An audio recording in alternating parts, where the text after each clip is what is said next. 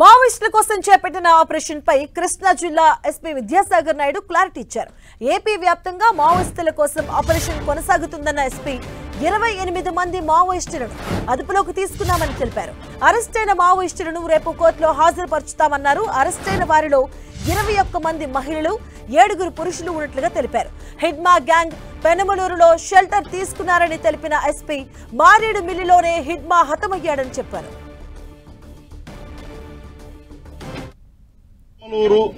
ఈ area auto Nagar అయిన ఈ ఏరియాలో మాకు వచ్చిన క్రెడిబుల్ ఇంటెలిజెన్స్ ఇన్పుట్స్ బేస్డ్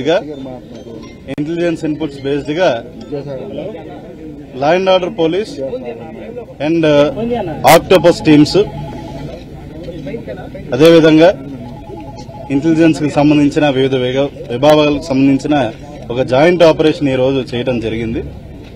మీరు వెనకాల చూస్తున్న పెద్ద బిల్డింగ్ ఏదైతే ఉందో దాంట్లో పై ఫ్లోర్ లో ఈ రోజున హతం కాబడిన లేదా ఎన్కౌంటర్ లో మరణించబడిన హిడ్మా అనే అతని దళానికి సంబంధించిన టోటల్ గా 28 మంది మావోయిస్టులు ఇక్కడ షెల్టర్ తీసుకున్నట్టు మనకు వచ్చిన క్రెడిబుల్ ఇంటెలిజెన్స్ ఇన్పుట్స్ బేస్డ్ గా ఇక్కడ జాయింట్ ఆపరేషన్ చేయడం జరిగింది. వారిని అందరినీ కూడా మేము అదుపులోకి తీసుకున్నాం.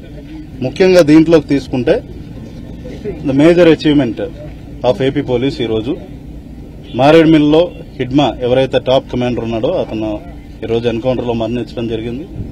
అంతేకాకుండా వివిధ ప్లేసెస్ లో సైమల్టేనియస్ గా ఏపీలో ఆపరేషన్స్ కూడా జరగడం జరిగింది.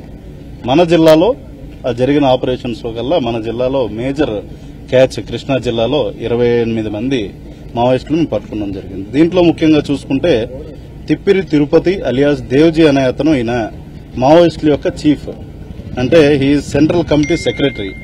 అతనికి సంబంధించిన ప్రొటెక్షన్ టీం ఏదైతే 9 మంది protection team Devji protection team ఉన్నారో వాళ్ళు కూడా ఈ ఆపరేషన్ లో భాగంగా మేము పట్టుకోవడం జరిగింది.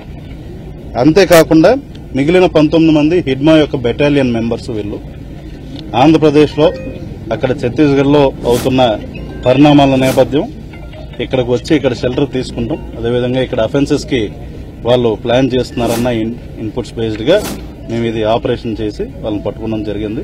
Weapons are there. వచ్చిన వాళ్ళు majority these people are from Chhattisgarh.